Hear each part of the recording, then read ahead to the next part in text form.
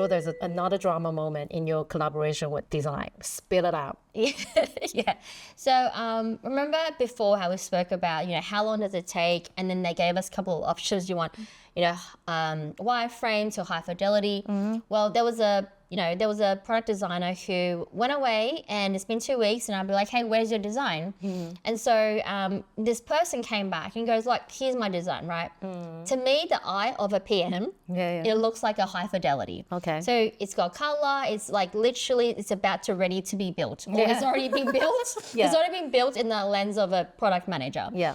And for me it was like, whoa, like why did you go all the way to a high fidelity? Because we're about to go into customer testing, things might change.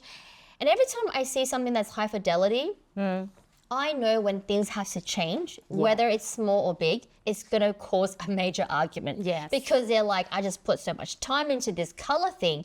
I just, designed all that. And so I was like, hey, where's your wireframe? And they're like, oh, you want a wireframe? Okay, cool. Let me just give you 2 seconds. And they came back to me with a wireframe. Now, the wireframe was literally the high fidelity, but colored in black and white.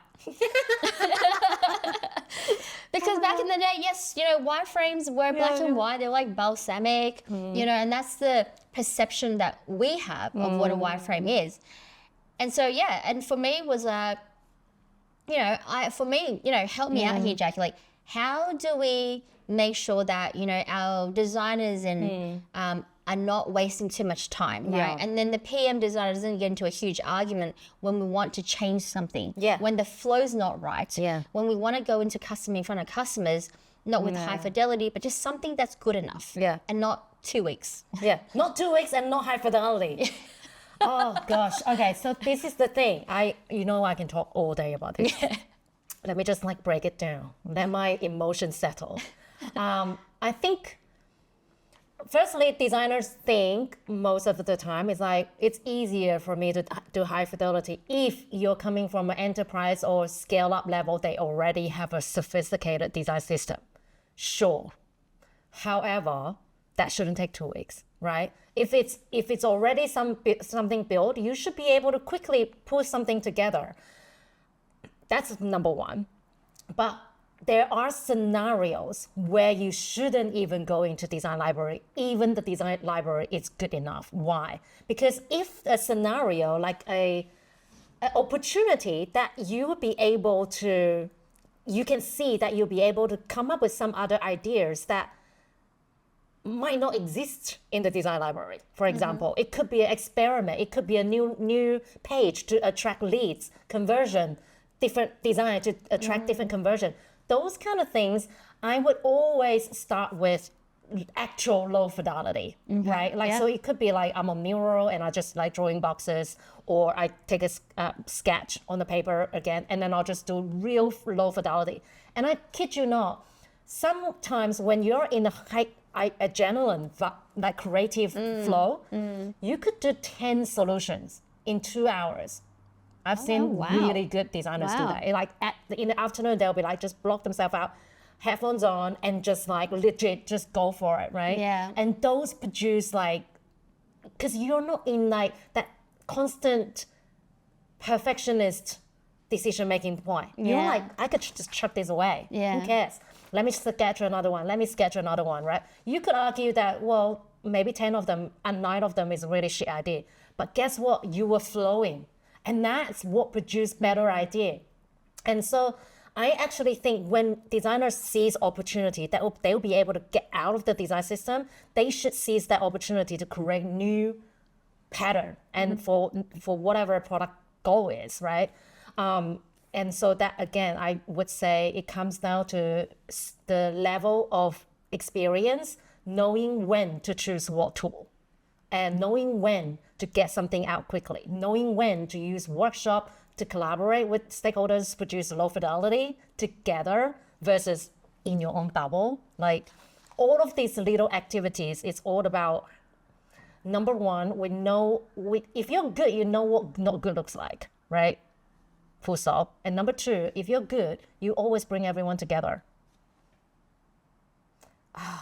And so the other day, I was on Twitter, and I'm not Twitter, Reddit, and I came across this topic. Someone posted, Are all the designers are still wireframing, or we're just all like kidding ourselves nowadays? And the replies were, I don't wireframe anymore. I just go high fidelities, and I don't do any low fidelity. All of this, it's kind of like you just flat out label, I don't do this anymore, because it seems like something else is already done and it's easier. It's dangerous because I actually, when I was back in a couple of years ago, I was working next to CEOs a lot, and because I was helping them like building the teams and also getting stuff out to VCs. And at the time, I wasn't doing too much hands-on design. So there's a group of designers doing it. And they also have that habit, right? Constantly come up with high fidelity. Whenever that happens, a senior stakeholder would tell me, I feel really bad to feedback on this, actually. It already feels like they spend so much time and work on this. I feel really bad. I don't want to break their hearts.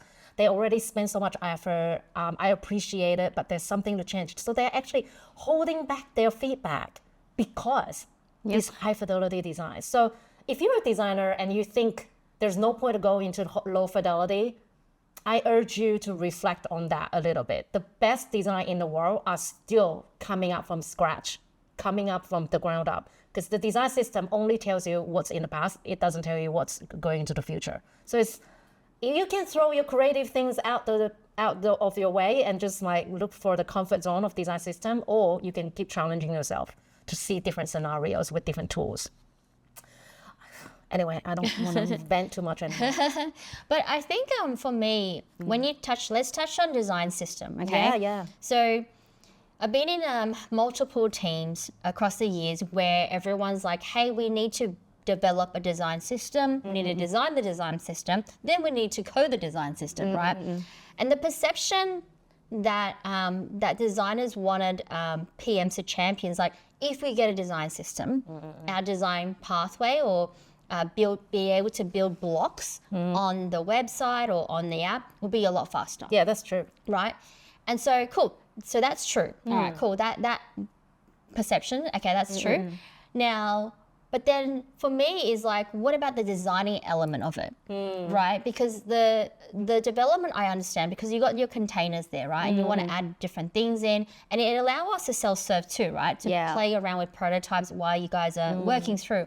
But then when you're designing an element into the design system, does that also get fast-tracked? Because you did say design system is the past, right? But if there is like a new element. If there's a new element, that's right. So if there's a new element, the perception in a PM's head is you've got your system, just go design that box. Right? And that should be fast too. Is that true?